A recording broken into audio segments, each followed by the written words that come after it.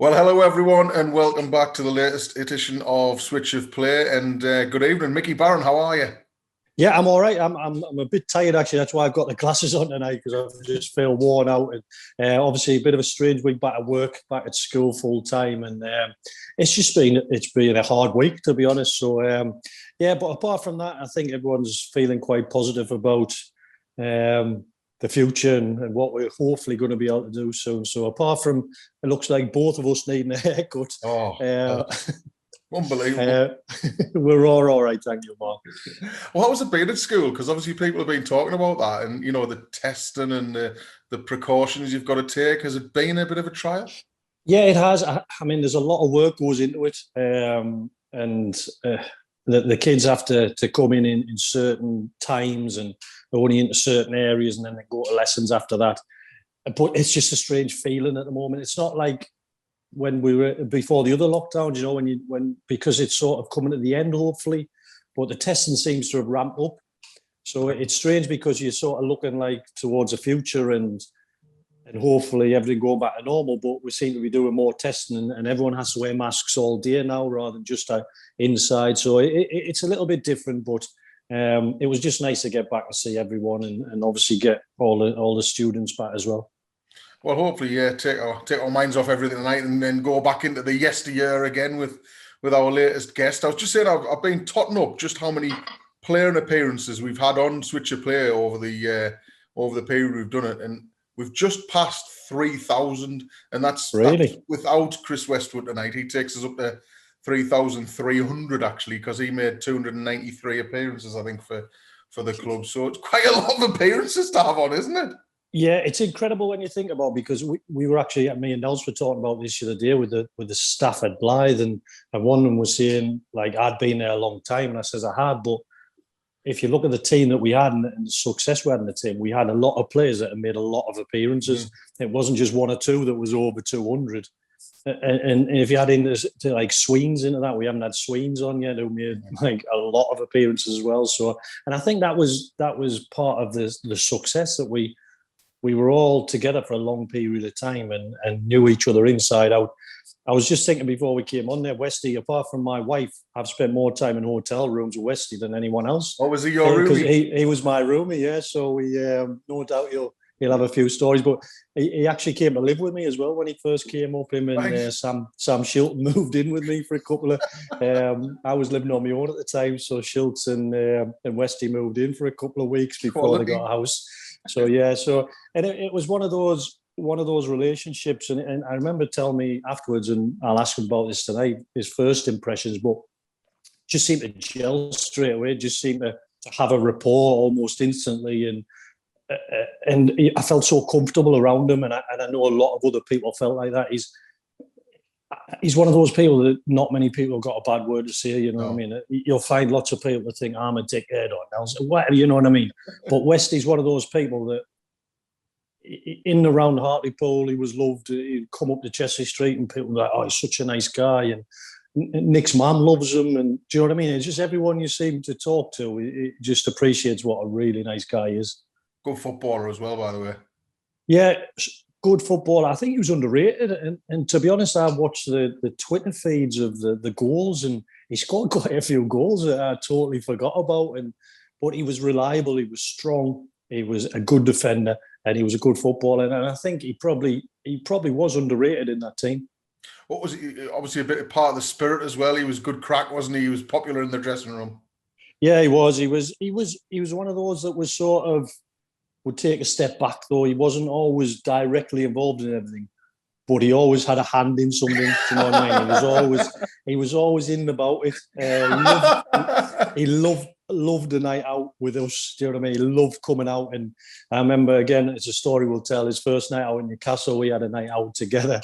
And but he enjoyed the social side of it as well. And I think anyone that was down Church Street at that time will probably tell you that they bumped into him, had a pint with him, had a chat with him.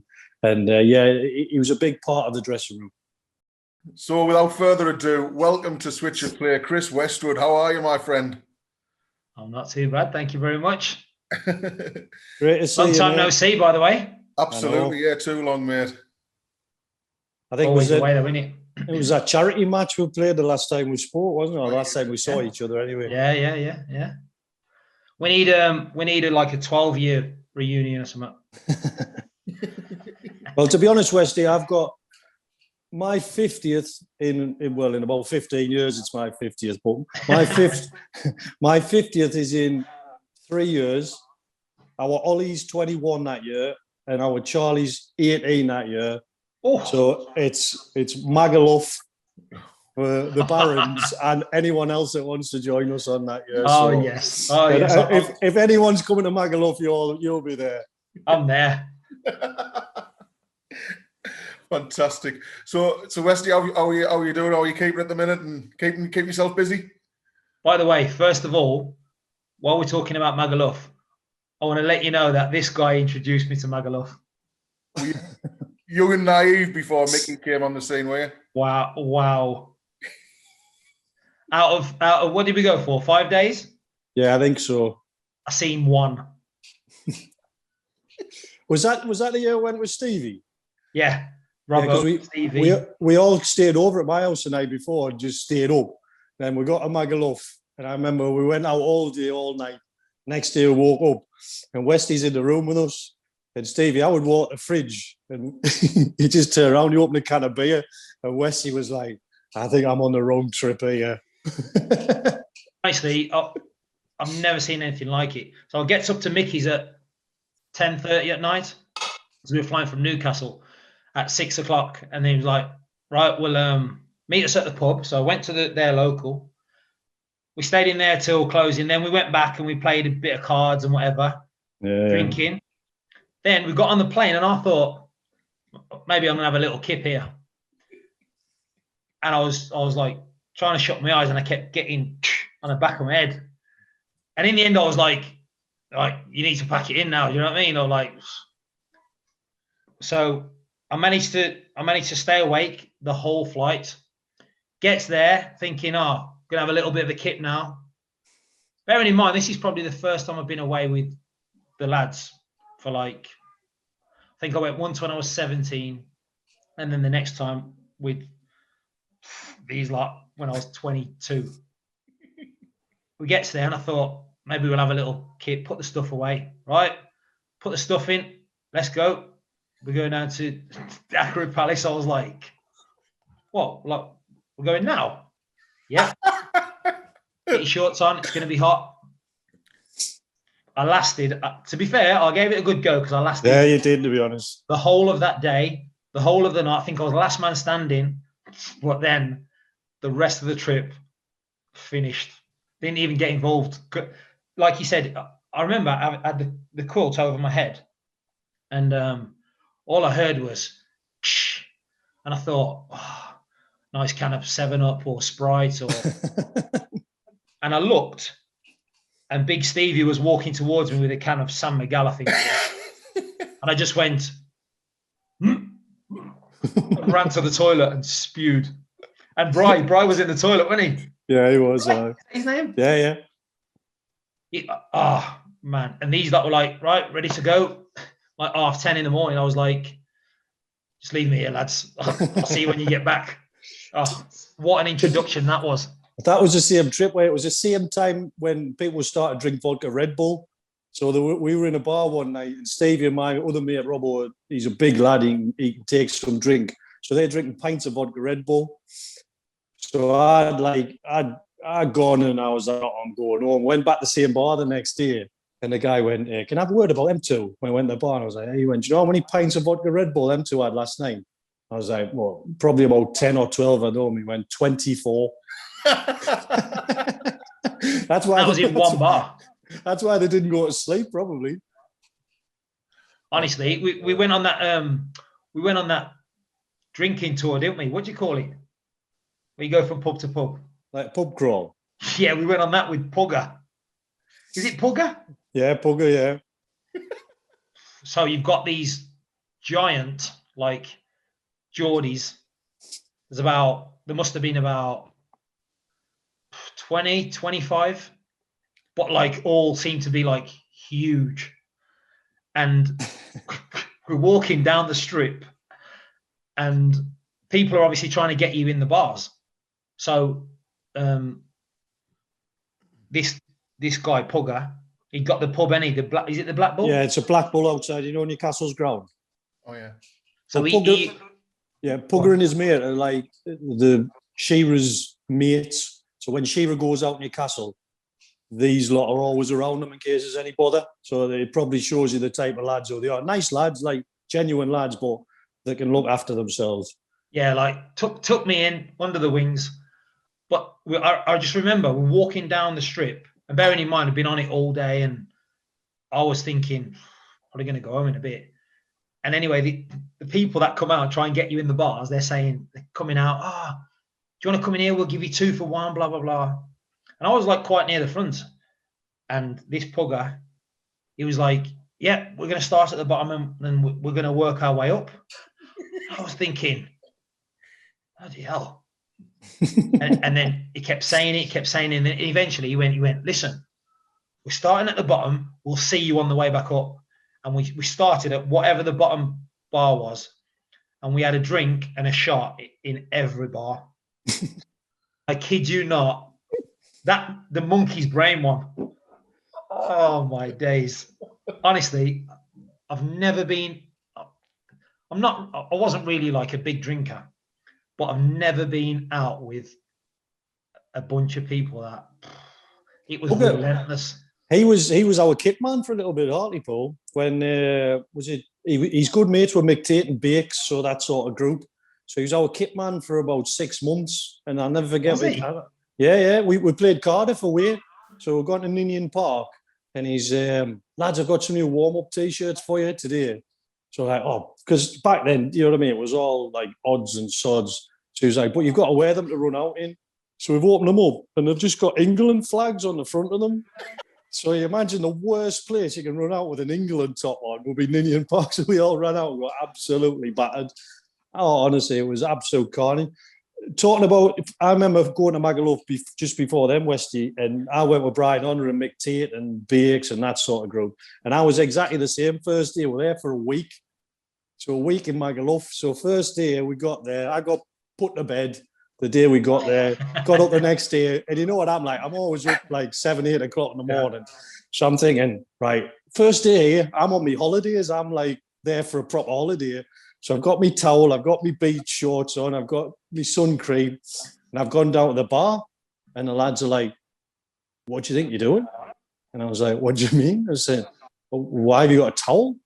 I was like, well, in case I go swimming. And they were like, it just looked as though I was like absolutely crazy. And they were like, well, we're going to a bar, you're not going to need a towel. So I went down, and I didn't even have any money because I thought I'm not going to need any money around the pool. So I spent the whole day like, oh no, I'm all right. I don't want to drink. It's because I didn't have any money. But that was just the way they were. It was just a given. Who was the guy that remember he sat on the stool? I don't know what day it was because I can't remember. But he sat on the stool and he was drinking. Then he just fell off the stool. He just disappeared off the stool into the bush. It was one of Tatey's lads. Yeah, it was one of the lads that was. I remember him. I don't know who it was, but I remember him. He just sat there, and the next minute he was in the bush, wasn't he? But he didn't stop drinking. He like kind of on his way down. He was just like just fell into this bush. Honestly, that opened my eyes. He's opened my eyes a few times. To be fair, that was welcome to Hartlepool, was it? Wow. Unbelievable. I have to admit, boys, he did get a lot better when we went out, though. Oh, I'm unbelievable now. I'm unbelievable. Remember the first night out we took when I took you to Newcastle? But that's what I was just going to say. Oh man.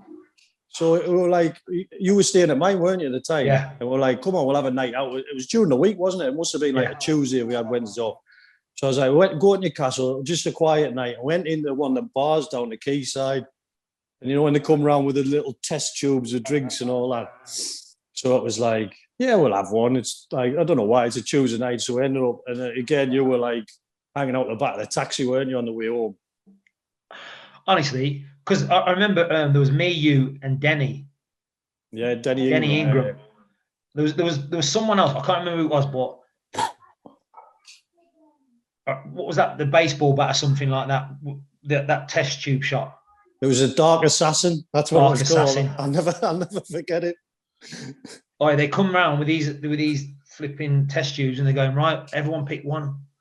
And I'm thinking, this ain't me, man. I just drink beer, whatever. So, all right, I'll have one. Got to knock it back. I'm thinking I'll just sip this, just take it easy. Knocked it back. Wow, someone hit me around the head with a baseball bat.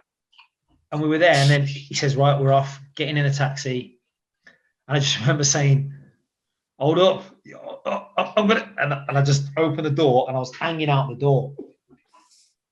I was like, man, these guys are animals. Open my eyes, mate, I tell you. Because you moved in with Mickey, is that right? When you first signed for Hartlepool? Yeah. What was that like? You spent hours, because Mickey was just explaining. You spent a lot of time together, not just then, but you were roomies as well during the. Yeah. I had my house at the time, so you were waiting for a house, weren't you? Or you were waiting to get somewhere. So I was like, come up and you can just stay with me. Like I've got a couple of spare bedrooms, whatever. You can come and go, whatever. There's no like pressure to do whatever you want. But I said, just get your own shopping. That's all I want. If you get whatever you want to eat. And then I remember we went shopping with Schultz. Yeah. He come back and he had something like a pack of eggs, some crisps or something, and some iced lollies. And I was like, Schultz, is that just for a day? And he was like, well, that's fine. That's just what I'll eat. But it was an eye opener for me, because Schultz was just totally different type of character that I've ever seen before, wasn't he, Westy? He was incredible, Schultz. So when we went to live with Mickey, we were waiting for the flat on the quayside. Me and Schultz were sharing a flat, but it wasn't going to be ready for a couple of weeks. So Mickey said, "Come and stay with us," and that. So rent free, by the way. I wasn't charging no more. Yeah, it was a freebie. Yeah, he looked after us, to be fair. And me and Schultz went up there and obviously stayed with Mickey. Schultz. Another one, like, he was a loose cannon, wasn't he? Not a loose cannon in a bad way, but just like so naive, not switched on to like the real world. He spent obviously so much time with his parents and in his parents' company. He just didn't know how to behave around people, or especially when you went out. He didn't own a pair of jeans, did he? So we'd be going out. I remember he used to come. He used to go. We'd both go back, because obviously he lived down my way. So I'd just get dropped off at Tamworth Services by him, and then he would travel back to his house. I'd come back this way, and then about 5:30 in the morning on a Monday for training, I'd go and meet him at Tamworth Services. He'd drive up, and he always used to have like rows of clothes, like ironed, creased down the middle, like shirts. It was always shirt, jumper, and chinos, and like boat shoes. I remember like one day helping him in with his stuff, and I was like, "Oh, like, where's your jeans? Like, you've not got any like casual jeans." I think we were going to the pub by, on the marina. I think we were going there for a bit of something to eat, and I said to him, "Oh, like, have you not got any jeans?" "You ain't got no jeans." I was like, "What?" Honestly, it was like his dad's wardrobe, wasn't it? It was like his dad had just said, "Here's some spare clothes of mine. Just take them with you." Yeah, unbelievable, honestly. I lived with Schultz, and you know what you do? So we'd go so we had the fridge, which we shared, but we'd have like different things that we would eat. So we'd go over to the Asda over the road, and he would like buy a bottle of like champagne. He'd buy a bottle of champagne, some Parma ham, and this like stinky blue cheese. That's all the stuff I like now. Yeah, and he would like in the flat. We obviously had to take everything else, so we didn't have no glasses. So the only thing we had in the flat was like a couple of pint glasses.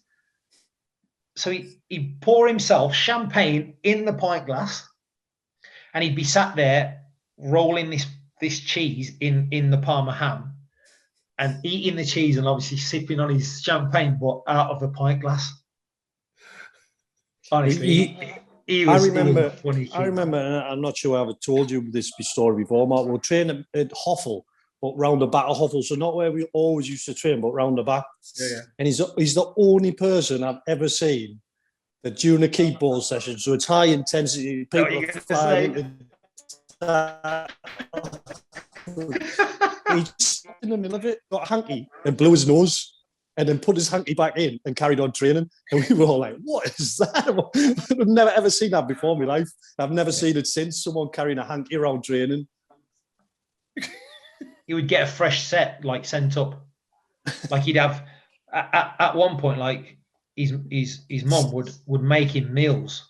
So like a pre-made meal. You know how they do now, and they send you the meals and all you have to do. Yeah. So his mom would make him these meals, and he would take up the whole of the freezer with these meals. He wouldn't share them, but he'd take up the whole of the thing. And the other thing he used to do was like, you know, the Chinese that's underneath on the marina. I don't know if it's still there, but there used to be a Chinese. Right. He would just like order like loads of stuff from there, like 25, 30 quid's worth of stuff. And he would sit there and eat it all. Or if he didn't eat it, he'd just be like, you wouldn't say, oh, do you want any of this? He'd just like be like, can't finish, and throw it away. He used to have a thing as well, didn't he? Because obviously with his dad being who his dad was, we used to see like just a general conversation, having a cup of coffee. Oh, he's a great player, him. And you could see Schultz like, like wanting to get in a conversation. I'd be like, Schultz, are you all right? You went, he's not a great player. He might be a good player, but he's not a great player. Well, who would you class as a great player? Well, my dad. My dad was a great player. But then, so we knew it was going to happen. So every time there was a discussion about a player, it would be like, oh, he's fantastic. What a great player he is. And you could see Schultz just sliding over. And he would say the same thing over and over again. He was just he had so many little quirks, didn't he? I remember being out down in Hartlepool and it was in the middle of the afternoon, we were in a bar. And if you can imagine the in-betweeners dance to that music, but with Schultz on his own, coming across the dance floor like that. And it's almost like he got unleashed into the real world without any life skills. I've never met anyone like him. I really haven't. Brilliant. I feel like we need to get him on. Do you know what? He stitched me up one day because we played, I think it was Mansfield. I can't remember who we played, but they had the player Isden Christie who played up front. And he'd arranged with Schultz to go back with Schultz, and Schultz's dad was going to take him back. But that game, for whatever reason, Schultz's dad thought that like Sam didn't have a very good game and he wanted to talk to him. So we're walking to the car. I'm driving my own car back. He's going back with his dad, so I'm driving my own car back, and I'm going to pick him up on the way back up. So he pulls me, oh, Wesley, you're taking Isden back with you? And I was like, huh? I was like, why? And he went, oh, my dad likes, you don't want him in the car. He wants to talk to me. So I was like, oh, all right. I've just tried to kick lumps out of him all game. He was a bit of a dick and all, wasn't he? Yeah, he's a bit weird. So I've gone, all right, no problems. Where am I dropping him off? Tamworth Services. So I'm thinking, bloody hell, I've got 2 hours. Oh, I just thought, you know what? The game's over. We'll just have a bit of crap, whatever. Literally gets in the car, puts the seat back, puts his belt on, falls asleep. So I'm driving, I'm thinking, like, this is a bit weird. So, you know what I even done? I even turned the music down so it didn't disturb his sleep. So we gets back we're probably about 20 minutes from Tamworth Services. And I woke him up. I was like, oh, do you need to ring someone to pick you up? Oh, yeah. So he comes up, he gets up, gets his phone, rings whoever it is, come pick me up, lies straight back down, goes back to sleep. We get to Tamworth Services. He gets out. Cheers, can you open the boot so I can get my bag? Yeah, opens the boot, shuts the door, gone. I was like, I said to Schultz, I was like, you're never doing that to me again. No, he didn't even offer to give you any like petrol money or. No, just literally got out and just disappeared. I was like, yeah. Wesley, were you not saying that when you went to get Schultz, or that you weren't allowed down his drive? Well, that's the reason I never went to his house. Never went to his house because they had this rule that you weren't really allowed to the house. You know what I mean? Honestly, you know, one day we're meeting at 5:30, and he was never late. If anything, I'd be the one that'd be late. So I get there at 5:30, and my missus dropped me off, so she needs to get back to get to work. So she drops me and goes, because she was like, "Oh, do you want me to wait?" And I was like, "No." I said, "He's probably just running late a little bit." So about 6 o'clock, he's still not there, and I was like, "It's a bit strange. He's never late." So I rang him, no answer. Rang him again, no answer. So then I rang my missus back saying, like, "You might have to turn back round here because, like, he's just not answering. I've got no other way of getting hold of him." Next thing, this car like comes flying around the corner, pulls up by me. Get in, because we were late. So I was like, "Oh, like, what happened? Like, you sleeping or something?" But then I could smell this like bleachy smell. So I was like, "Oh, what's that? What can I smell?" And he went, "Oh, when I was walking to my car, he tried in some like some kind of doo-doo. I don't know whose doo-doo it was, dog or cat or ear or whatever it was. And when he got in the car, obviously it had gone on his carpets. So I was like, "Oh, so you went back home and obviously cleaned your car?" He went, "I didn't." He went, "I went back home, got my mom, and she cleaned them." I was like, "What?" And they had this thing about like, the woman, his mom, she's like, she does everything in the house. The lads don't. The lads just basically, because when he used to take his stuff home, like I have a thing of, even when I come in from a night out or whatever, I always fold my clothes. Yeah. I just do. and he like, I remember looking in his bedroom one day, and he's like, and it's just like a mountain of clothes in the corner. So I was like, "What's going on there? Do you want to put them in?" So we had our own washing machine. "Do you want to put them in the washer?" No, I'll just take them home. Mom does all that. And then she obviously cleans them, irons them, and puts them back on the hangers, and he just takes them back into the... Honestly, it was... Do you know what? Just to finish up on Schultz, this story sums him up. I remember playing at Southend away, and we'd travel down on the Friday, and we were training. I'd hurt my back. You know, when you get off the bus and you train, and I'd hurt my back, so I didn't play on the Saturday. So I was sat on the bench, and it was the same day as a Grand National. And I think Chris Turner was a manager, and Chris had a go at everyone at half time. We'd had a bit of a pop with Schultz saying, "Look, you need to get your finger out. It's not good enough. You've got 10 minutes or you're coming off." So anyway, 10 minutes passes, Schultz is still no better. So, right, Schultz, you're coming off, holds a number up. And Schultz has got like, you know, normally people are pissed off on, like look upset and I'm going to throw a water bottle. He comes walking off with a little smile on his face. I'm thinking, what is wrong with this lad? And as he's walking past Chris Turner on the touchline, bear in mind, he's the manager of the football club, he turns around to the rest of the bench and went, "What, won the national?" And Chris just turned around and looked at him. We were all like, "I'm not answering that." He was like, "Oh, lads, I've got a couple of bets on what won the national." And we were just like, Sam, just sit down and shut up. But honestly, what strange character he was. He was a nice lad. He was easy to live with.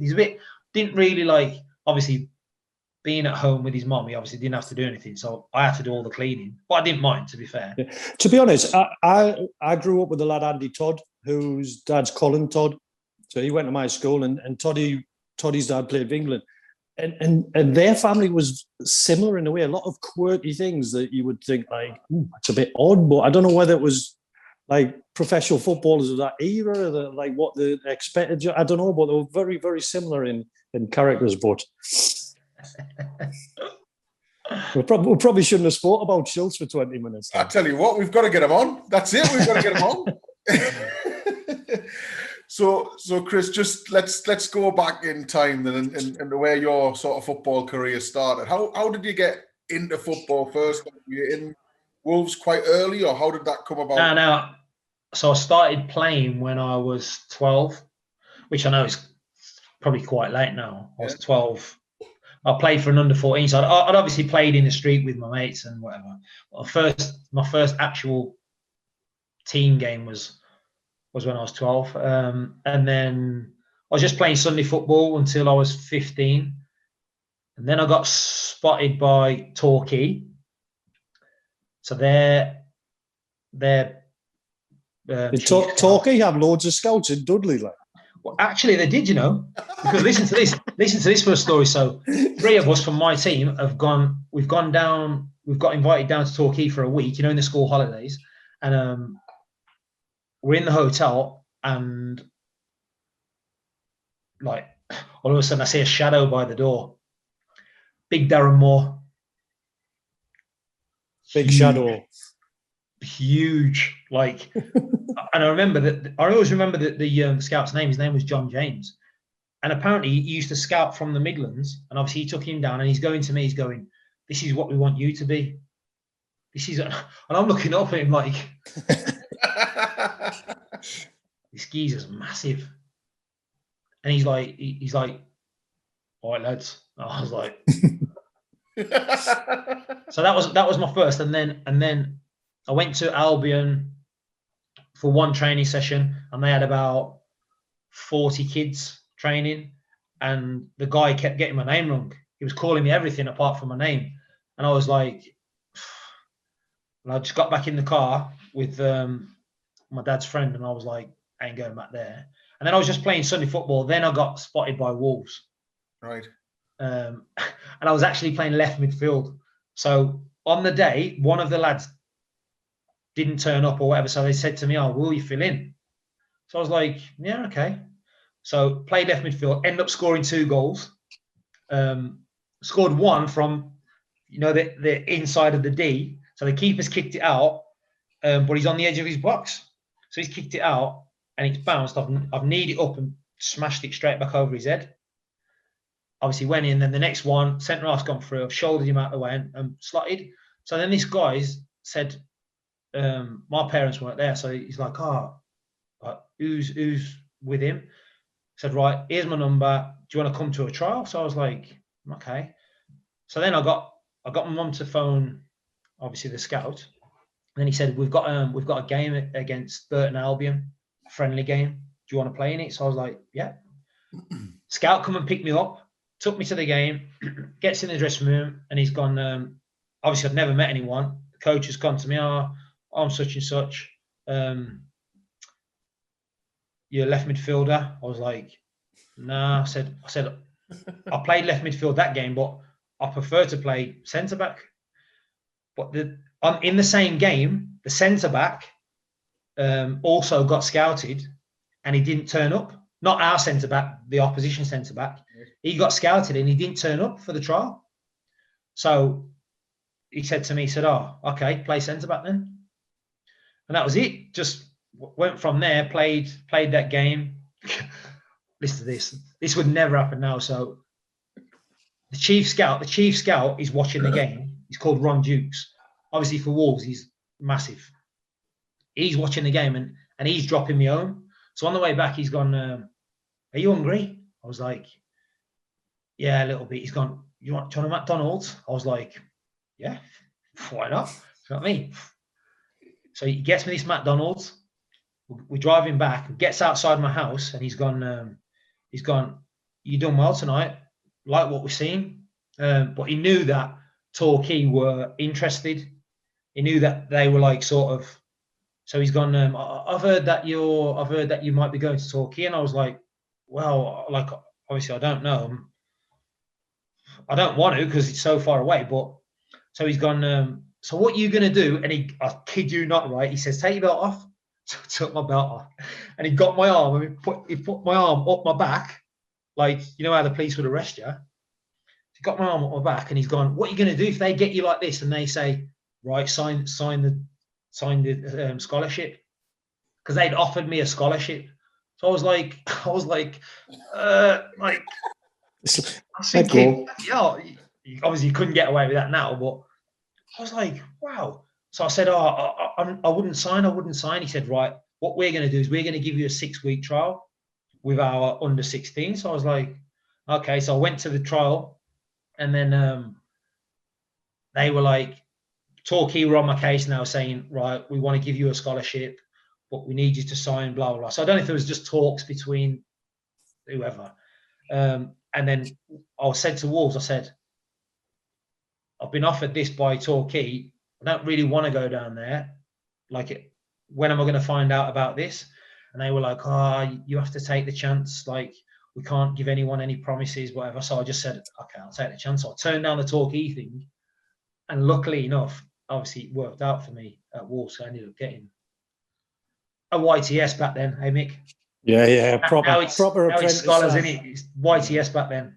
So who when you signed for Wolves, when you went in at 16, who else was in that sort of group with you that we might have heard of or we might know? So my year was Gavin Marn, who all right, yeah. played for QPR and Watford. Carl Robinson.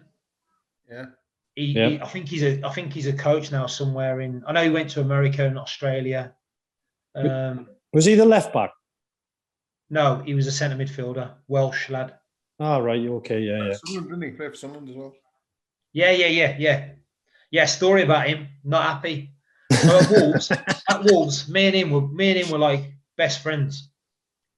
I even got into in a fight with someone over him. Well, anyway, when he went to Sunderland, we were training at that place we used to train in Sunderland when it was a gym. Yeah. A gym, when it was snowing and all that.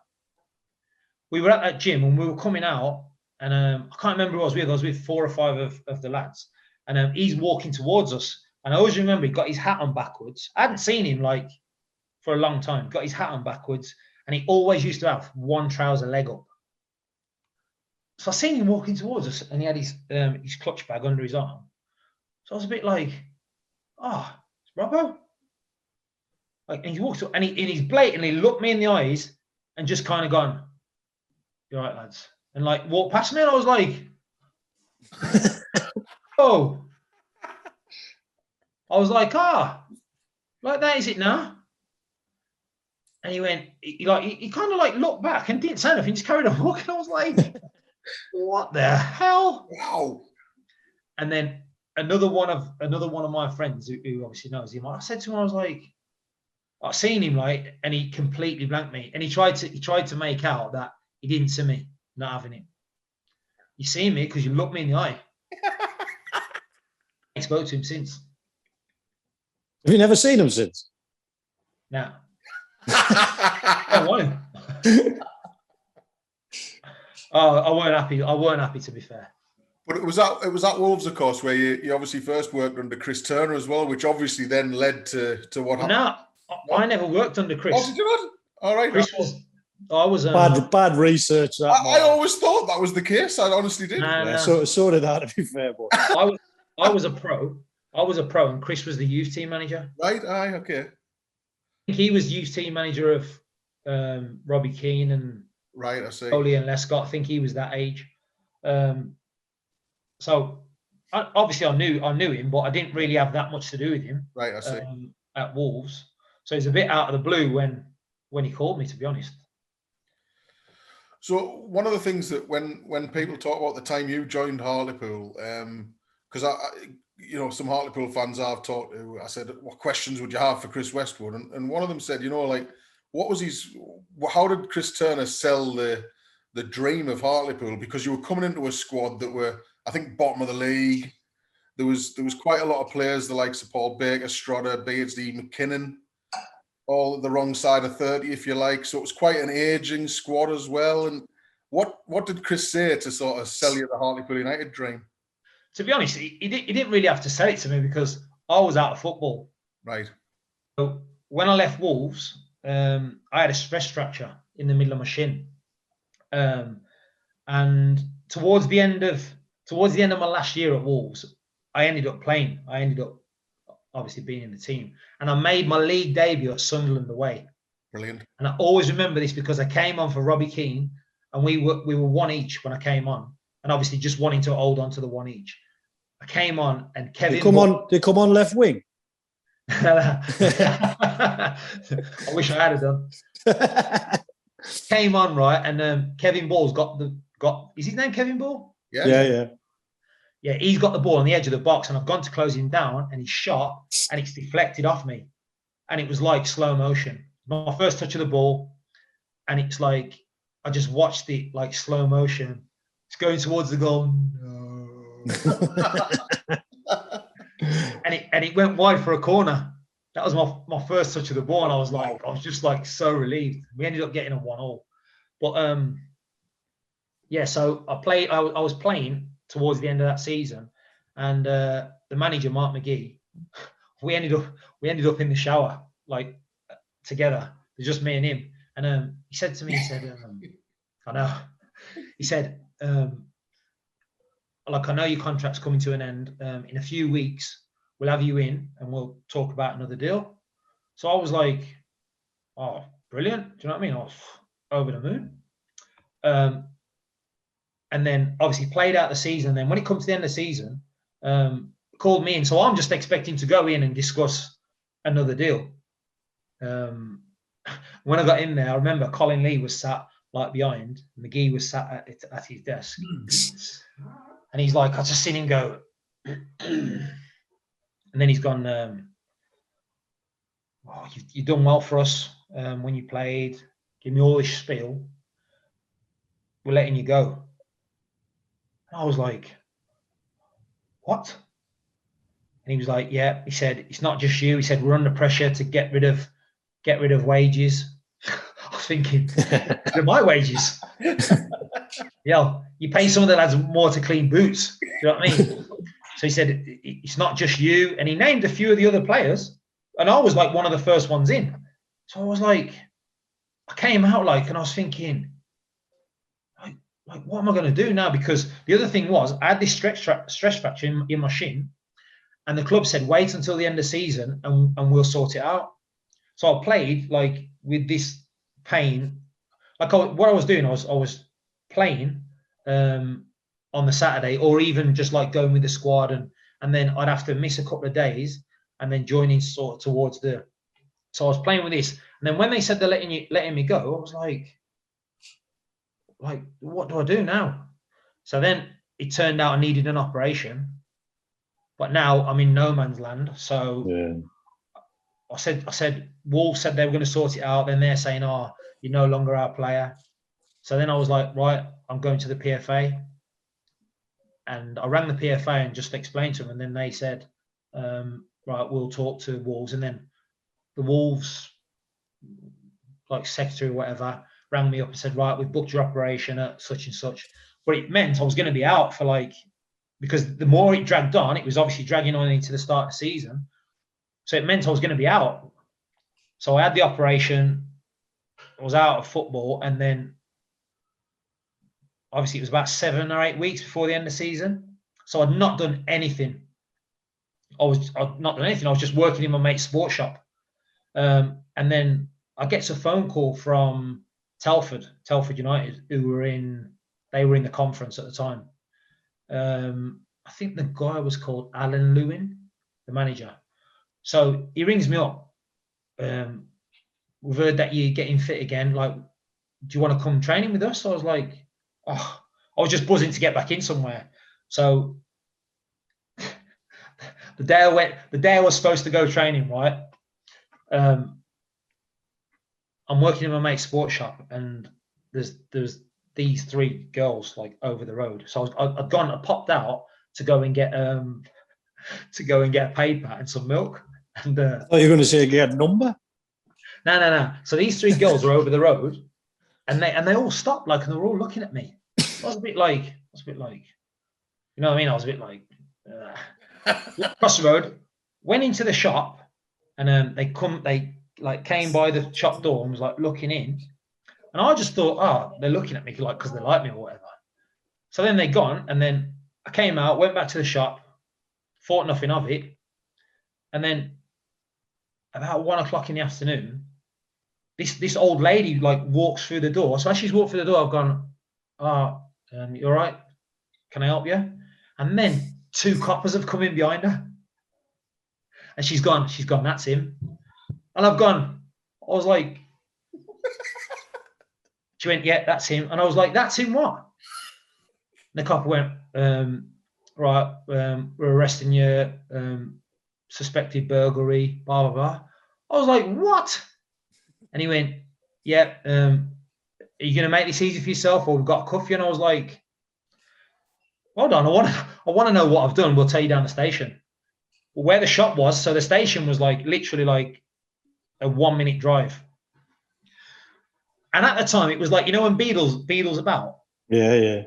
It was that was on at that time. So I'm thinking, like, is this some kind of wind up? So I'm in the car. They drive me down the road, takes me to the desk, and then these 2 coppers said to this woman copper, they said, can you just watch him for a sec? We need to do something. So I'm standing there, and she's gone, you're not going to run, are you? And I was like, no, why would I run? And she went, because I know how quick you are. So I was like, she went, I was like, is this some kind of joke? She was like, no, you'll be fine. So they've checked me in, like put me in a cell. And I'm thinking, what the hell is going on here? And then it was like the door, you know, the little hatch kept opening, and people like looking in. You're right. I'm like, yeah. And then this other like woman copper, she came up and she went, are you Emma's boyfriend? And I was like, now I'm thinking, come on. I was like, yeah, and the joke's over. So Beatles about, whatever it is, like the joke's over. I've got it. Like, by the way, I need to be out of here because I've got football training. You know what I mean? That day was my first training session. So I was like, so she's gone, no, you'll be all right. You'll be processed like pretty. And I was like, seriously, is this a wind up? She went, no. And she shut the thing. So then 2 coppers come again, take me out of there, take me to Stourbridge, which is about another 15 minutes away. Take me to CID. So I was like, what is going on here? I kid you not, right? Gets to, you know where they drive in, and there's like gates behind, and then they take you into custody. So it gets to there, and there's about 4 or 5 coppers waiting like outside. And as I'm going through, I'm shaking hands. They're going to me, you all right? How you doing? Like, and I'm like, I said, come on, someone tell me now, is this a wind up? Because like the joke's over, it's not funny anymore. And they were like, nah. Like we've watched you play, like we're season ticket holders. And I'm like, what is going on here? So I've gone in, and then I get interviewed by 2 CID. It turns out that these 3 girls, one of them had said that I'd broke into her house the day before. She said apparently the person that obviously done it went through the window, and she caught them as she came down the stairs. She seen them getting through the window, and she said it was me. And I was like, well, it wasn't me. And where I grew up was like a bit of a rough estate. Do you know what I mean? And there is wrong uns on there. So I get the copper saying to me, do you know such and such? Do you know such? I said, yeah, I do. Well, they do this and that. And I was like, well, that's them. I said, look, listen, I've been like brought up, not dragged up. Do you know what I mean? And I'm still thinking it's a joke. So in the meantime, obviously I didn't know this. They'd gone to my house, gone to my mom's house, because the girl said I had different clothing on in the morning. They'd gone back to the shop. They've searched the shop. They've searched my mom's house. Obviously found nothing. Then they have to let me go. So then they've gone, right, you're free to leave. And I was like, well, how do I get back to my car? Where's my car keys? Like, where's my wallet? They were like, well, it's down to you. You have to get back.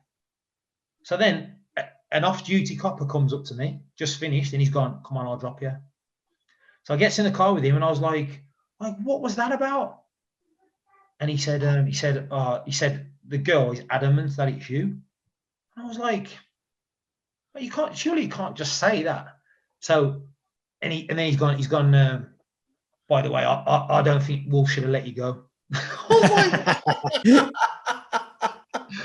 So now I rush back to my car and I'm going training. So I had to ring the manager and say, like, listen, this is what's happened. I'm going to be 5-10 minutes late. So when I gets there, they're out doing the warm. So I join the warm up. Then they've gone, right, get circle. You have the keep ball in the middle. Get in the middle. Tell the lads your story. I was like, no way. So then the lads are all like, oh, put your wallets away, watch your phones and all that. So I went and I had a training session with them, and then I played half a game or 70 minutes against Kidderminster Harriers. And I done all right. And the manager was saying, listen, we're coming up to the end of the season. Keep training with us and we'll have a look at you for next season. So I was happy with that because I just thought, chance to get back in. Then 2 days later, Chris rings me. I was like, oh, like, obviously I hadn't spoke to him. He'd told that Alan Lewin about me being out of football. So he kind of got me the trial. Alan Lewin had obviously said to him, I'd done all right in the game. And then he's like nicked me back and said to me, come up to Hartlepool. We'll give you a contract for 7 weeks. And obviously the rest is down to you. So I was like, I just jumped at the chance because I had nothing to lose. But one thing that did shock me was, like, when I did come up, I think I'm like quite naturally fit. Do you know what I mean? In terms of like running and whatever. When I came up and seen like the sharpness of someone that is actually match fit, and I played that game against Torquay, and I was thinking to myself, bloody hell, you bit off more than you can chew here. Do you know what I mean? Because it was like an eye opener. Avian was striker. That was the day he scored the hat trick, yeah? Yeah. Did you play that game in midfield, Wes, or did you play at the back? Because we had someone saying I played centre half my first game, and right. then the next 2 games I played centre mid. Ah, right. Because someone was asking on Twitter about mentioning that you played centre half for a few games. I think we played Carlisle. I played centre mid. We played Northampton. So I remember getting in a bit of a thingy with Stevie, and I remember nailing him. Because my thoughts after the first game, I thought, like, I'm a million miles off here, and to be playing at the back, like, I was thinking, you can't. And then Chris obviously put me in midfield and just said to me, just go in there and like mash things up. So I've always thought, from a fan's point of view, especially at like the lower levels, obviously when you go up higher, you need more than that. But I've always thought, if you work hard and if you like get stuck in, the fans will naturally accept you. It's when like you give in. Do you know what I mean? So in my mind, after that first game, I thought, you know what I've got to do? I've just got to go and get stuck in, stick my head in, stick my foot in, run around, and see where I'll go. And obviously I got a little bit fitter, and it worked out all right. Yeah, I remember. I mean, as I said before, we spent a lot of time together, like sitting talking, and I used to look forward to Friday night because I was like, get away from like the kids, have a good night's sleep. But we used to just chat all night, and I remember having a conversation about when Westy first arrived at Hartlepool, and he came and sat right next to me, and I was like, not a problem, you know what I mean? Like, you sit where you want, but he sat like right next to us, and then afterwards we were talking about it, and he said, well, I had a quick look around the dressing room, and I thought, if anyone's going to be a racist, it's him with a skinhead, so I'll sit next to him. And you know what? So I was like, well, that's a nice way to start a friendship, isn't it? Do you know what? I've always done this. Like when I went in my mind, I'm thinking, obviously it's really the first time I've walked into a new dressing room to be like a fixture. I went in and I thought, I'm going to pick someone who I think is like pretty intimidating and may not like me. Yes. And may not like me. Do you know what I mean? And I'm I'm gonna make them feel uncomfortable. I'm gonna force them to talk to me. And I remember walking around and looking around, and I seen him, and I thought, he'll do. You know what I mean? So I sat there and like, obviously I didn't know anyone at the time, and it turned out to be a beautiful friendship. I remember the first training session. What was your first? I had no kit. And like you just said before, Mick, about everything was just odds and sods. Obviously, Chris was trying to turn things around. Yeah. So I've obviously come from Wolves, even though I'd not played for 8 months or whatever it was. I've come from Wolves where someone just hands you your kit and then you just hand it back. And so I've gone, oh, like, lads, any kit anywhere? I was getting like a sock from there, Yeah, I have these shorts. And all I had on, I remember it was cold. I remember it was blowing a gale at Peterlee. Yeah. And I remember just having a t-shirt on, these shorts, odd socks, and obviously my boots. And I'm running out thinking, bloody hell, some of the lads have got like their jumpers on and whatever. And I always remember, because he was one of my heroes, being a Liverpool supporter, Pedro. I remember like we were training and I was just like watching him train and blah blah. And then I was dithering. I was like, and I remember him saying, "Oh, do you want one of these tops?" And I was like, "Yeah, if you don't mind." And he just peeled off one of his 4 tops that he had on. I was like, "Yeah, no wonder you've got a dab on. You've got two raincoats on, 2 jumpers. There's me freezing." But I always remember like going back and telling my mates like, "Oh, he gave me a jumper to wear. I could not believe it." Do you know what I mean? Unbelievable. Do you know what? There's only been, similar to your West, there's only been 2 times when I've been like that. The first time was when I was at Middlesbrough, when Brian Robson walked through the door. And because I was Chelsea Street lad, he was England. When I was growing up, he was the person. And the other one was Beardsley, because around where I live, he's just loved. My brother-in-law idolises him.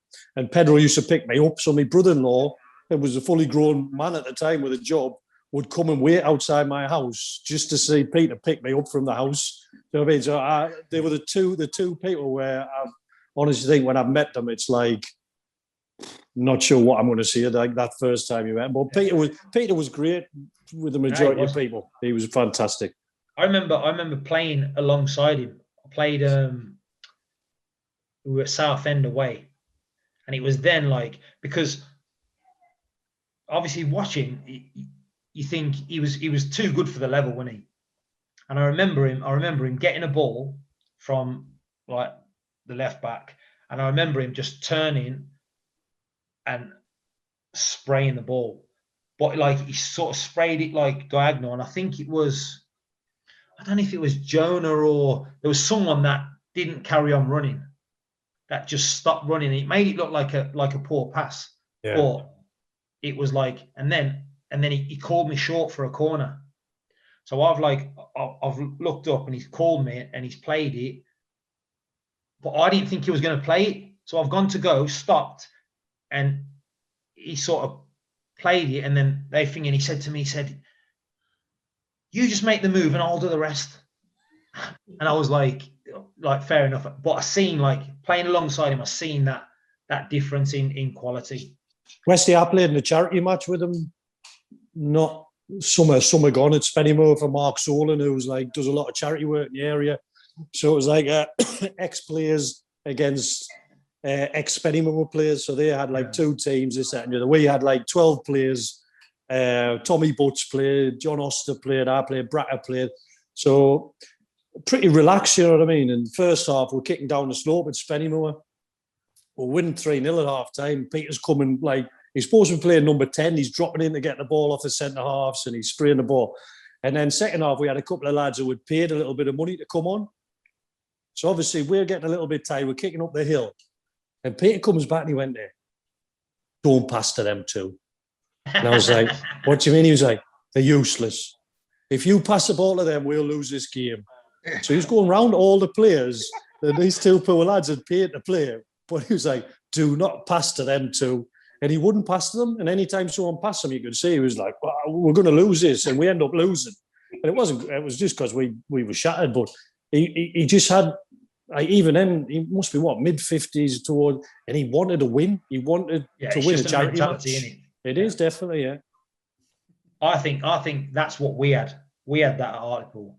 I was going to say that's what you mentioned about the kit and things like that. That's what Chris Turner and when Iowa came in and everything, they turned it around, didn't they? Very quick. I mean, I started at the club in the start of 2002, and it became evident to me that the club was professional, but also the spirit that was built in the squad.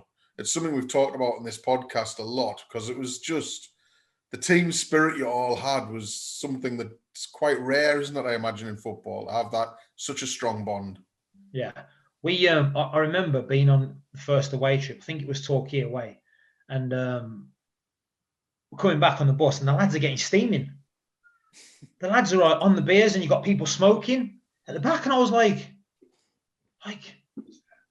what is this? What's going on? And Chris quickly turned it around. Yeah, he did. He made it more professional, which obviously worked in the end, and he made it an attractive football club to come to. Do you know what I mean? Yeah, I think when you talk about the sort of the squad that we have and the togetherness that we have and we still have, it's so comfortable because you would do daft things. And I was just going to mention this when you mentioned it being in the middle of a circle before, Wesley. I remember being in Holland, and I think you lost a FIFA game or something. So. And when you look back, you think, why the hell did he do this? You know what I mean? So I remember the whole squad standing around on the training ground, and we were like, right, Wes, you have to sing a song.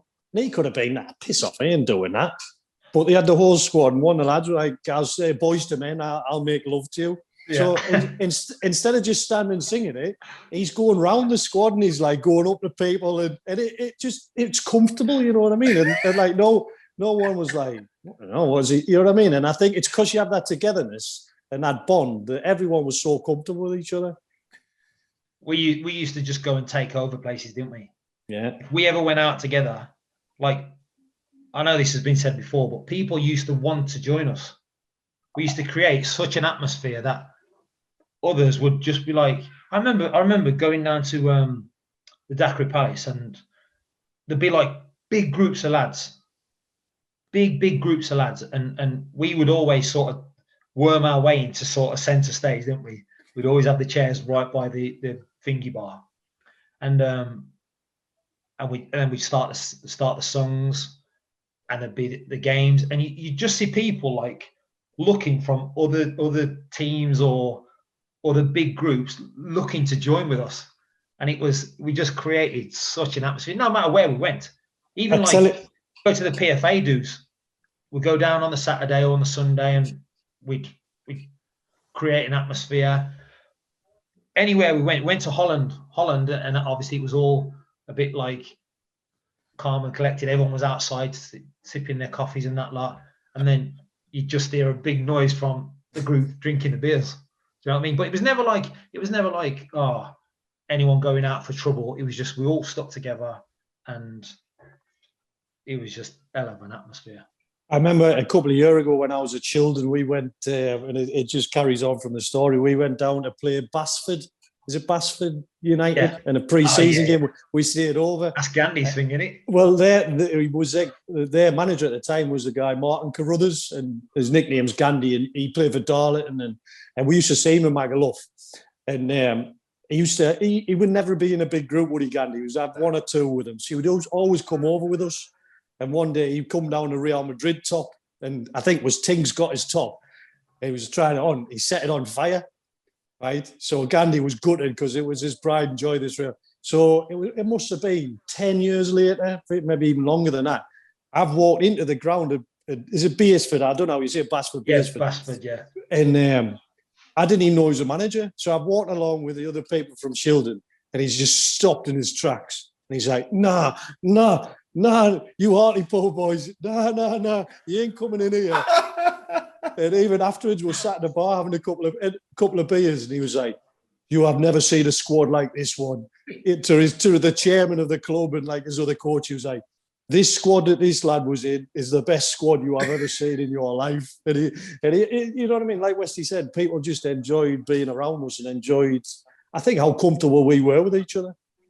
It was mad because when I left, so no matter what club I went to, I always found out when the lads were going to be in Magaluf. Because I remember we got promotion at Peterborough, and these lads had already booked up to go, and they wanted to go the week after or a few days after. So it meant me missing these lot.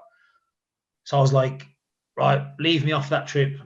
Like, I'm going with these. So I went. I flew out. I think I flew out early, and I had the first 2 days with like the lads, and then I had the next 2 or 3 days with the Peterborough lads. I just said to them, I can't be there until such a time. You know what I mean? I remember when we won the league with Walsall, the club had paid for us to go to go somewhere on holiday, and gave us a budget. You know how many people wanted to go? Bearing in mind we just won the league, 6 people. 6 people they were paying for it all.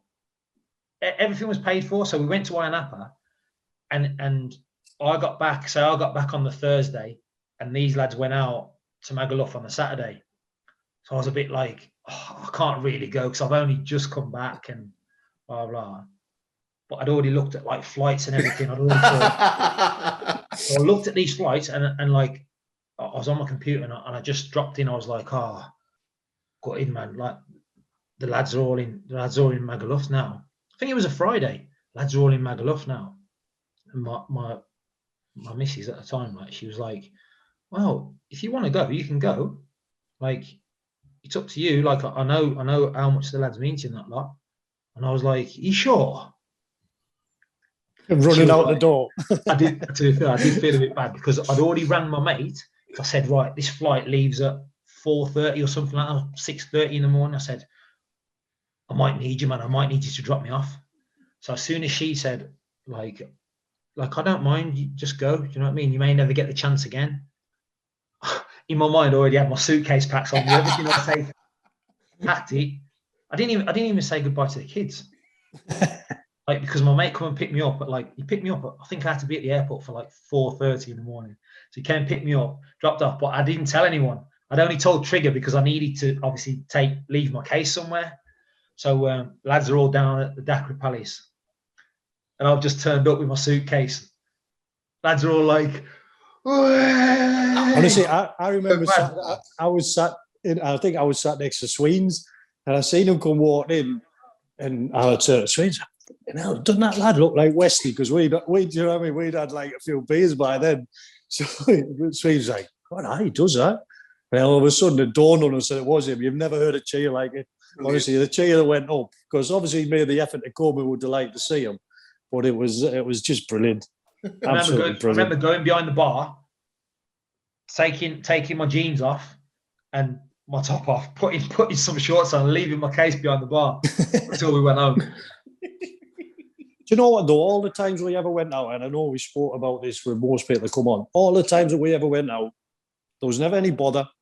There was never, even when we was singing and being loud, if someone came over and, lads, can you just tone it down? No bother, that's fine. Always respectful, wasn't it? It was, yeah. And I think because of the people we had, if someone was a little bit leery or someone stepped out of line, they would get, right, come sit down and have a little, do you know what I mean? And I think that helped us, didn't it? Apart from Beaver when he got arrested. Paul Stevenson, remember when he got arrested when he was crawling across the... yeah.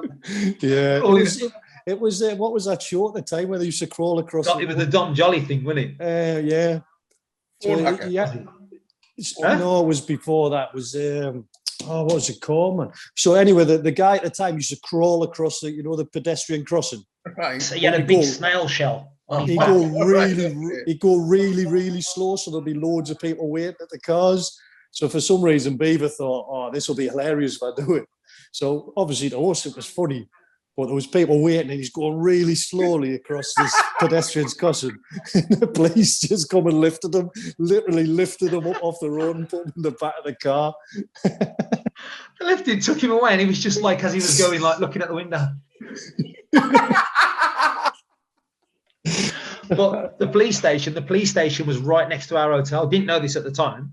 We were staying in, I think it was like Guadalmar or something like that. Guadalupe or something like that. Yeah, was right next door. So I don't know if I was with you. Were you there when we pressed the lift and he was in the lift with the 2 coppers? No, I wasn't.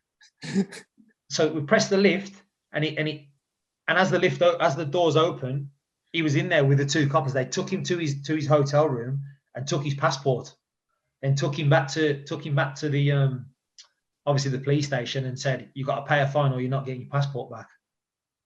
Yeah, we thought he was getting arrested because he had the reddest eyes in Magaluf. But oh man, But what that did, that sort of, we've said it before, but it galvanised on the pitch as well, didn't it? Because those years 2002, 3, 4, 5 were just amazing for football, really. Just overachievement on the pitch as well. Yeah, I got a bit of stick for this.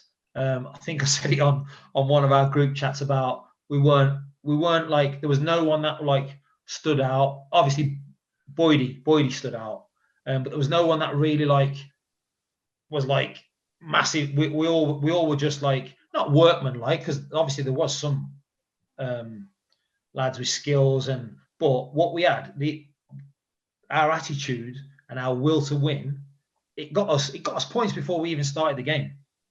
Like we used to go into, I know this has been said before, but we used to go out on a Tuesday, and on the Saturday it was just a guaranteed win. We'd all just go, if we go out on a Tuesday, like, we're going to win on Saturday, and it just kept coming true. But like I always think this: the harder you work, the luckier you get. Do you know what I mean? That's always been in my mind. The harder you work, the luckier you get. I think when you look back as well, though, Wesley, we used to train hard as well. You know what I mean? Yeah. Our training sessions were high tempo. They were intense. You had sort of 18, 20 people that were desperate to win, whether it was a game of head tennis, a game of table tennis, whatever it was. You had a group that was competitive.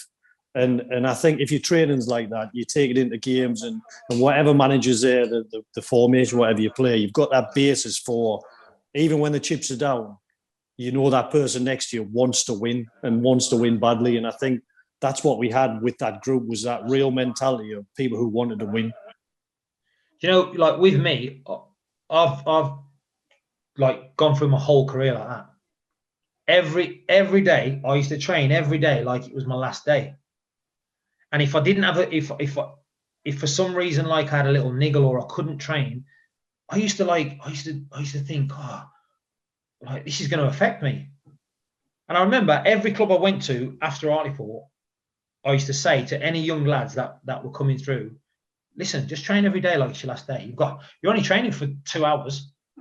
Train for 2 hours, get your head down, and then you've got the rest of the day to chill. Do you know what I mean?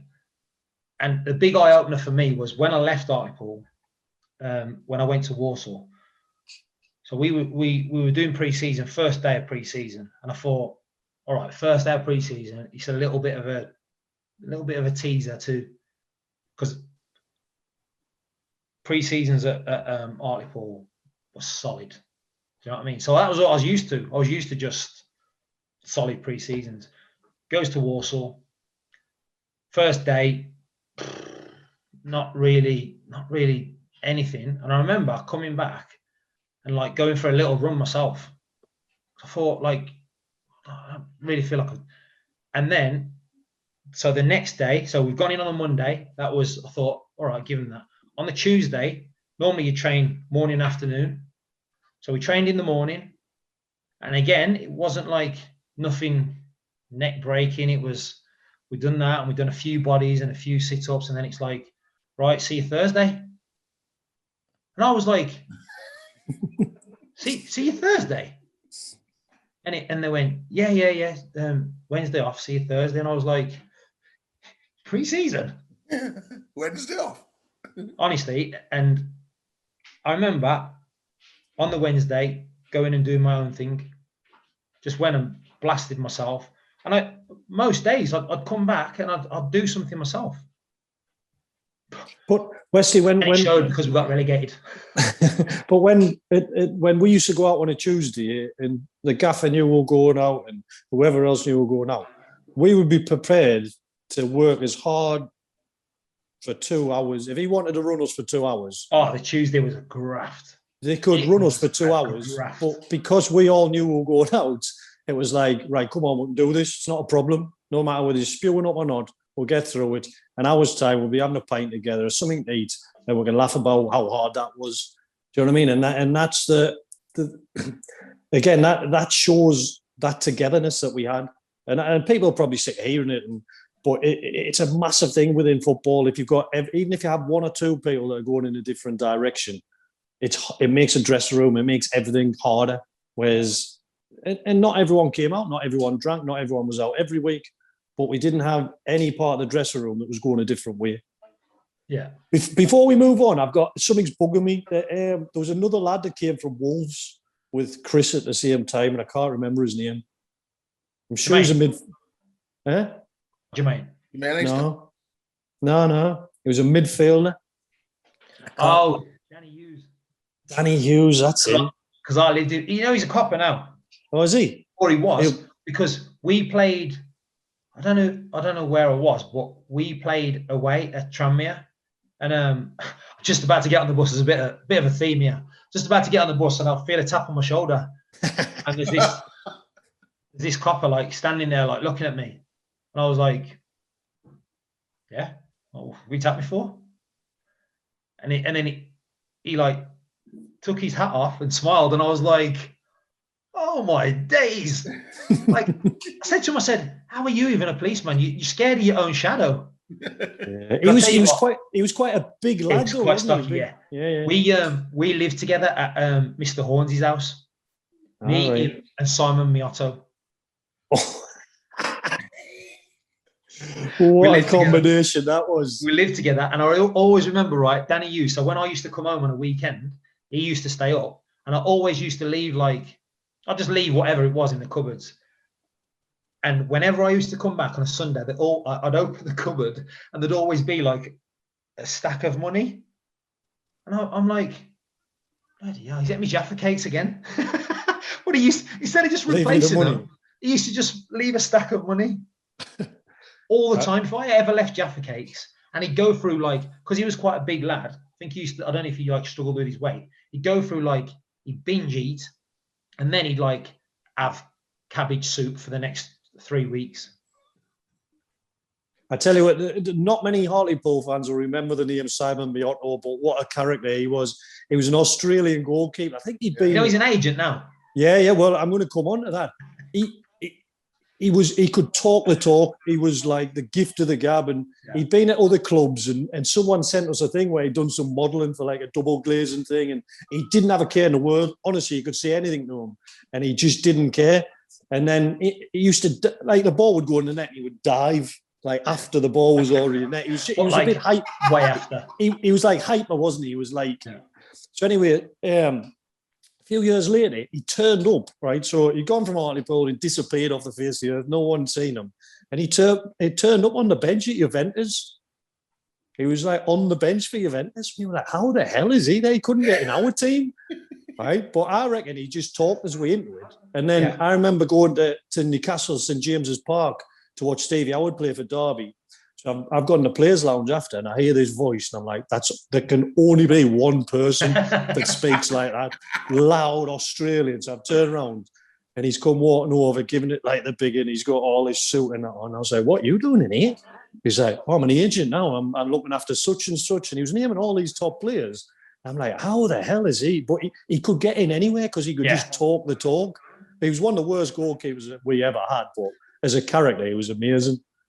I used to walk in sometimes. So obviously we had a room each, and I'd walk into the lounge, and he'd be stood up against the patio window, but on his head.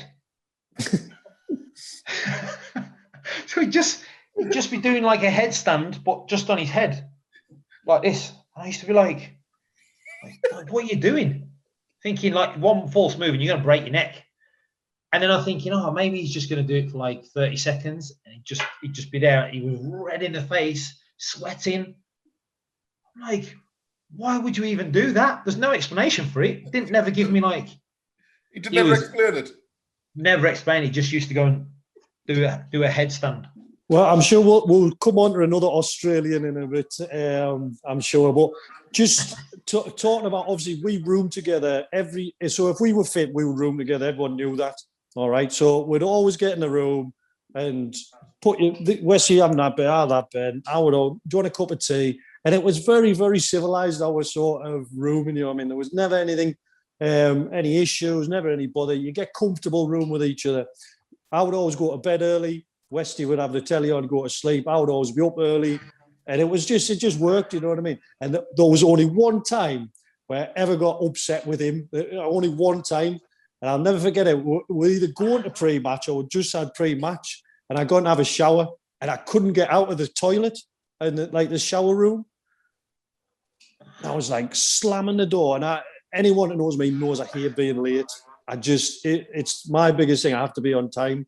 So I was stressing like mad and I just couldn't get out. And you put a chair up against it. I don't know why he'd done it, but he put a chair up against the door handle in the bathroom. So I couldn't get out of the bathroom. And he just you went down for pre-match, didn't you? And just left us there. It's the only argument we've ever had, I think. That's the laugh. That's the laugh of a man who'd do it again today.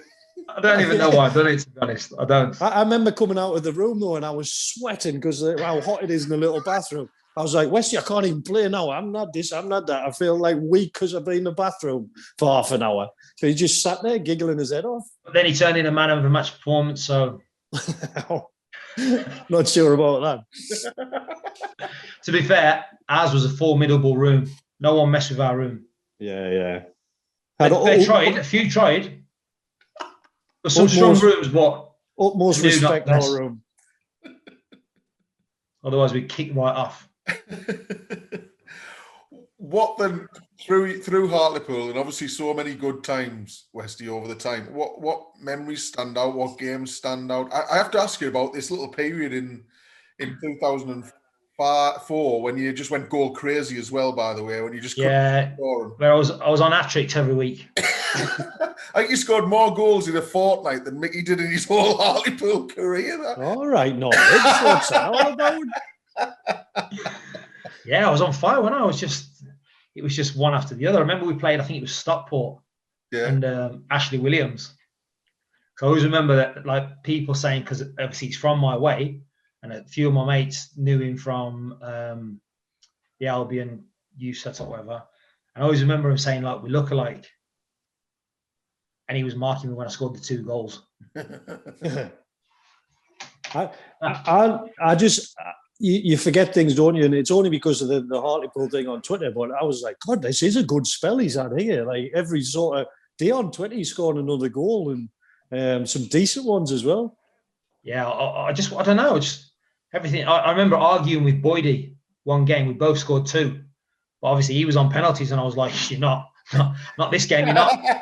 If we get a penalty, I'm never going to have a chance to score a hat-trick. You've got plenty of chances. You're young. You're a striker. I said, I'm on penalties today. Did you score a hat-trick? No, I didn't. But we were arguing about if we did get a penalty. Oh, right. I was going to say, I can't remember that. No. That would have been, was that the Aldershot game? Yeah, I think we won 5 in the cup. 5-1 or 5-0, yeah. Yeah. So, Aaron McLean played up front for them. Right, was that right? Yeah. And when I went to Peterborough, well, I played for Walsall against him first and had him in my pocket. And then when I went to Peterborough, I said, bloody hell. I said, I know why you're smiling so much. And he was like, oh, why? I went, because you could never get past me, so you've asked them to sign me. What are the standout moments for you at Hartlepool? What things come to your mind when you think about playing for Hartlepool? My 45-yarder against Oldham, grass cutter, worm killer. Nah, to be fair, like most of my like good moments aren't like, they're not like goal scoring moments, or they're not personal moments. They're just of how much of a team we were. Do you know what I mean? And it was just every day you'd just go in and it was just like an absolute pleasure. I've got moments, but like my overall thing was the bond that we had, and that we still have. Do you know what I mean? It's something that I've never had to think. Don't get me wrong, I've had good times at other clubs and success, but like what we had was just different. It was, I don't know. I suppose probably the biggest moment for me would be the sending off at Millennium, because it was my last game, and I knew that unless we went up, I was going. Do you know what I mean? The only thing that could have saved me was going up. So I suppose that's probably the standout moment for me, like in terms of personal. Yeah, I think we've had a lot of people ask about that, Mark, haven't we? Ask about. Yeah, absolutely. I mean, I've heard you speak about that a lot over the years. I don't know if you have. I don't know if you've been on the record about it. I don't know if you how often you've watched it. When the last time you was? I've watched it once. Really, once? Yeah, and that was only recently. That I think you were talking about it on one of the what's it called? I think I was getting a bit, because I get stick about it all the time. I always get, we'd be in the Premiership now if you Yeah, no, I wouldn't be working in a school either if you hadn't. You know what I mean? My deflection is, well, if Santa missed that penalty, do you know what I mean? We probably wouldn't have even had to play that game. We'd have probably already been up there. So now it was one of them things. Like, it was obviously heartbreaking, because I knew that unless we went up to the Championship, I was leaving, because that was the only way I could sort of get out of it. And I always remember this, because we were out, me, Mickey, I think Clarkey was there. There was a few of us there, and we were in, that pub on the quayside, the Aiken side. Yeah. The pub that's sort of down a little bit from there. It's like quite a fashionable. Yeah, to be honest, I don't know what it's called. It's changed its name about 7 times. It's right on the corner of the quayside. We walked past it the other day, and I was asking, was it Chase? It might have been Chase. Yes, that's it. Yeah, it's right on the corner. Yeah. We were in there. We were having a bit of a night out in there, and the agent that I spoke to, that was the final day of the deal, because I just kept putting like things in front of, like, I was saying, I'm not happy about that. I'm not happy about that, just to try and get out of it, really. Because what happened was, how it went down was, obviously my oldest lad, he was about to start school, and my missus at the time, she was like from down this way, and because we had the bond that we had at the club, I didn't feel like the need to like have any other influence around me. I was just like total football. Do you know what I mean? So, and she had a few friends, a few of the other girls like that were friends and that, but obviously it was a bit unsettled. And it was just one of them, like one day she just said, if we get a chance to go back down south, close to home, like, would you do it? Che's about to start school, and I want to get him settled at a school. So I was like, yeah, no problem. And then we played Walsall away, and they had Matty Fryatt was up front, and I think it was Joe Chim or someone like that. And I had a good game against them anyway. And then a couple of days later, gets a phone call off, Marvin Johnson? I can't think of his second name. He used to play for Derby and Stoke. He called me up anyway. I don't know where he got my number from. He just called me up, and he's gone, I've got this agent wants to speak to you. And I was like, oh, okay. I'd never had an agent. I'd always just sorted out my own deals. So then I says, yeah, tell him to call me. Rings me up. Merce wants you at Walsall. Oh, yeah, because Merson was there, wasn't he? So I was like, she was sat right next to me. So she heard the conversation. So I was like, okay, like, well, yeah, I'll consider it. Do you know what I mean?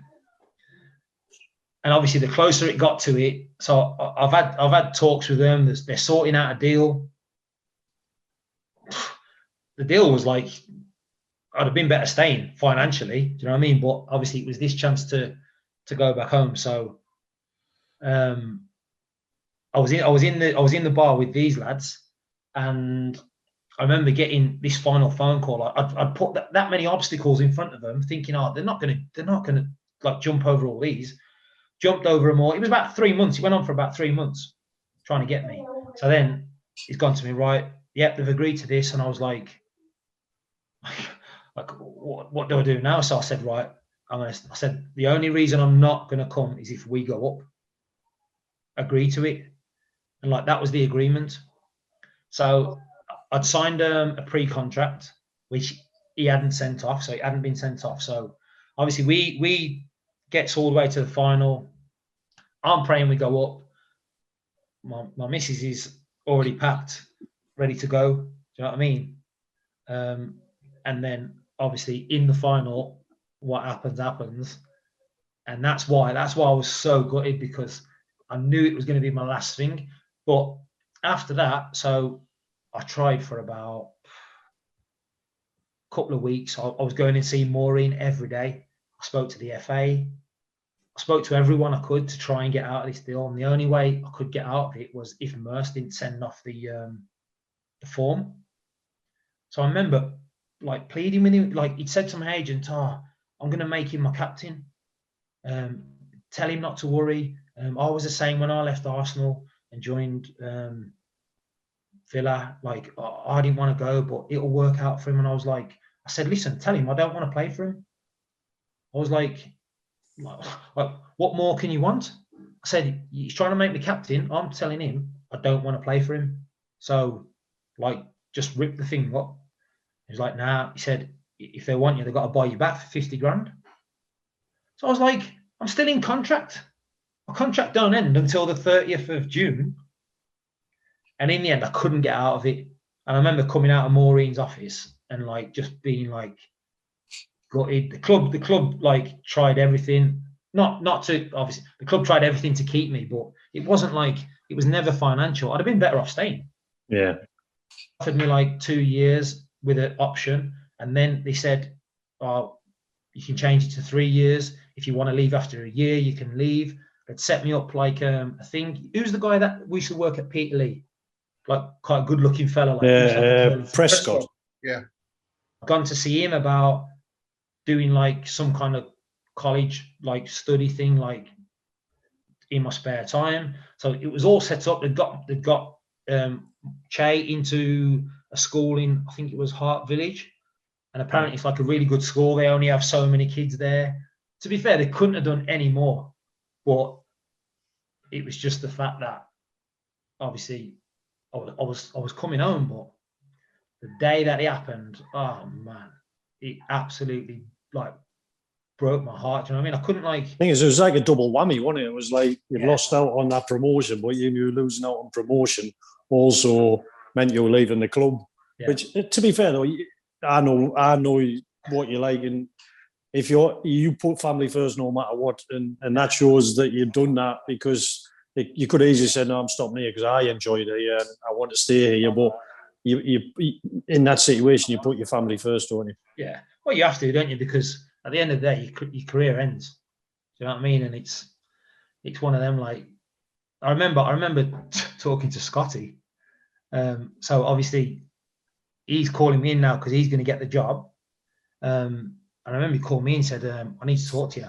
So he calls me in the office, sits me down. He says, right, I've got someone going to come round to your house and going to give you £1,000 if you stay. And I was like, I said to him, it's not about money. I said, if it was about money, I'd have signed. You know what I mean? Like, it's never about that. We're going to, you get to a testimonial, we're going to do this, and this. And I was like, Scotty, it's not about money. Yeah. And then he said to me, he said, you're not giving me a chance. And I was like, what are we talking about? He went, you gave Chris a chance, you gave Newley a chance, and you gave Coops a chance. You're not giving me a chance. And I was like, I said, it's nothing personal to you. I said, like, I said, all right. I said, I'll tell you what then. I said, if we do well next season, if we done well and I stayed and Sunderland came in for you, gave you a 3-year deal, blah, blah. I said, would you say, oh, no, I'm going to stay because Wesley stayed for me? I said, no, you wouldn't. You'd go. I said, and would you take me with you? No, you probably wouldn't. So, like, I said, loyalty works both ways. And, like, I don't feel like I've not given you a chance. Like, it is what it is. Do you know what I mean? It was just timing. It was the time of was right for you to leave at the time, wasn't it? Even though you might not have wanted to, it was the timing of what was right in the bigger picture for your family. So, like you said, it was never about the money. It was never about you wanting this, that, and the other. It was about that your family come first rather than football, and I think everyone can understand that, can't they? Yeah. Moving, sorry, Mark. I was just going to move on to a bit of a lighter note, and we've had a couple of questions about haircuts. Okay. All right. Bracker wants to know: did you only get your braids because he had them in Magaluf? Yeah, that is a fact. And do you want to tell the story about Coops having a go at your hair at Grimsby? Grimsby away. It's blowing a gale. It's absolutely peeing down with rain, and we can't get out of our half. So every ball that's coming, I think I might have played right back that game. Yeah, you did. Yeah, every ball that's coming, heading it, and it's going, and then it's just coming back.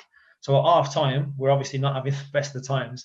And Coops has gone, and you, since you started growing your hair, you can't head a ball. And I was like, what's hair got to do with the ball? I said, it's like still hard underneath. You know what I mean? It was like, you know when Coops first signed, obviously turned out to be a great guy, but when he first signed, I thought I was out the door, because even though I'd done well, he just kept bringing left centre halves in, didn't he? He brought Hopey in, he brought Scotty Walker in, Andy Jordan, and then in that lead up to the first game, I hadn't played, and then you play the Newcastle game, and that's the game where they always say, don't read anything into this team, and I wasn't in that team. And then that was on the Friday. On the Saturday, I played in the Stiffs at Whitby. So I'm thinking, I'm not starting. Like, and then we went down to Peterborough. Was it Peterborough? Bristol City? Yeah. Peterborough. Went down to Peterborough. I'm sat there like thinking, well, I'm not playing.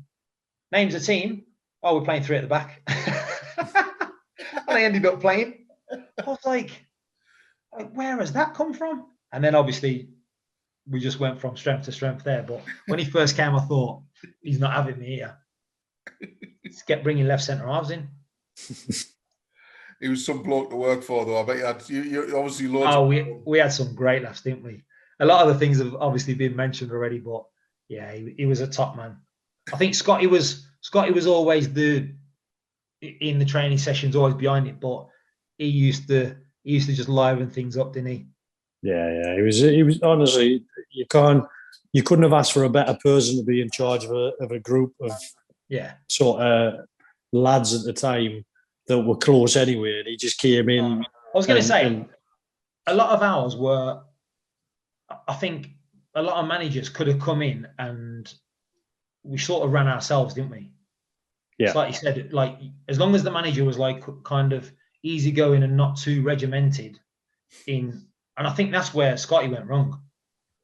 Like, personally, obviously I wasn't there when he had his season, but like, I didn't think we needed too much. I think we were already set on a path, and it just needed just like tinkering every now and again, and it sort of ran itself. And Coops, I thought, managed it absolutely like perfectly.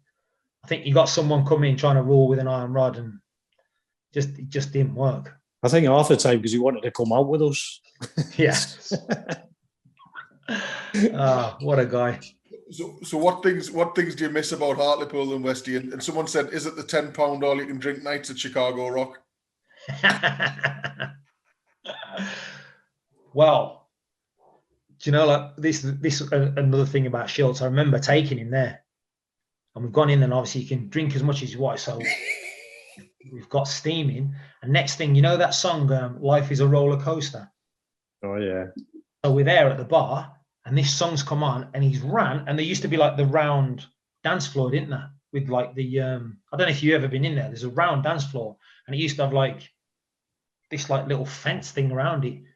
And he ran, and he hopped over the fence, and he slid on his knees, in the middle of the dance floor, and he started going, "Life is a roller coaster," and I was just like, "Wow, this is this guy's first beer." But yeah, like I used to go out all the time in Hartlepool.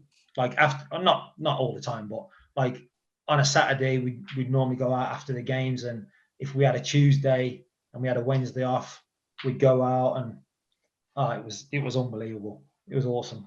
I think at the time, though, people, like, because you're doing well, you can get away with it, but people appreciated the people living in the town and sort of socialising in the town. And like I said to Mark beforehand, you're the type of person, if someone comes up and wants to have a chat and they're being friendly with you, you'll have a chat with them. You're not going to say, I'm not talking to you. And yeah, I think that was the thing. I think, like, fans would, like, come up and be like, "Oh, like, is it really you? Like, what are you doing out here?" And I was like, "Well, I live around here.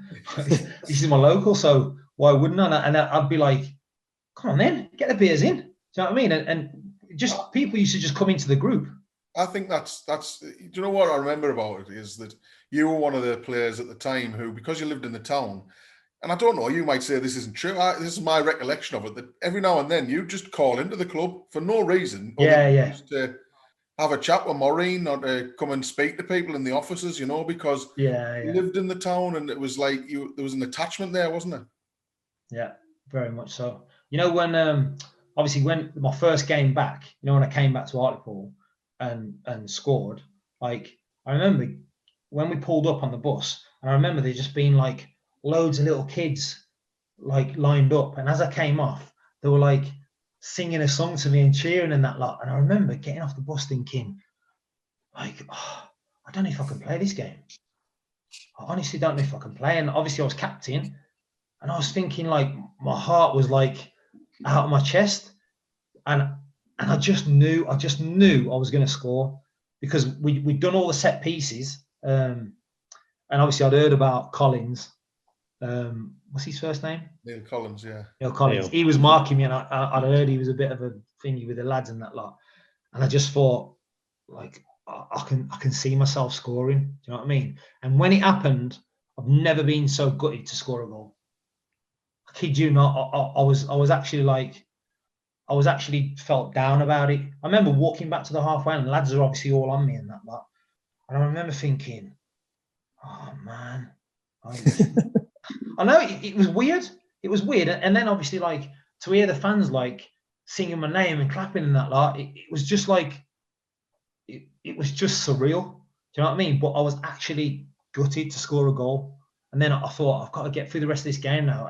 And I had a feeling that we're going to win 1-0. And I was thinking, like, I'm gonna have to keep people out here. I'm gonna have to. But then I was just thinking, listen, it's your job. Do you know what I mean? I'm still gonna have the friendship with the lads, and I'm still gonna have the rapport with all the people there. And just one of them. Well, Mickey, that was fantastic to catch up with West. He's one of them people, like you said right at the start. You know, he's one of them people. When you talk to him, he builds your spirits up, doesn't he? He's a great lad.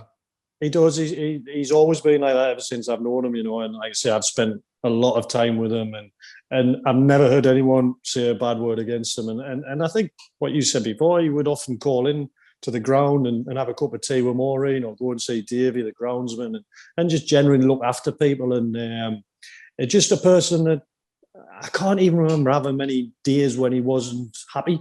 He's a happy person, and he makes you feel better about yourself as well. So he's a fantastic fella, but a brilliant teammate to have.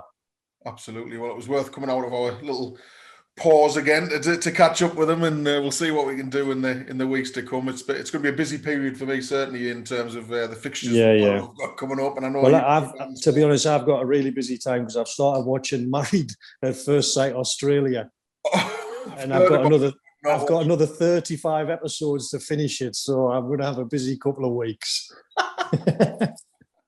Well, all the best with that. And thank you, everyone, for watching and listening as well. We hope you've enjoyed it. And, well, we'll see you again next time, hopefully.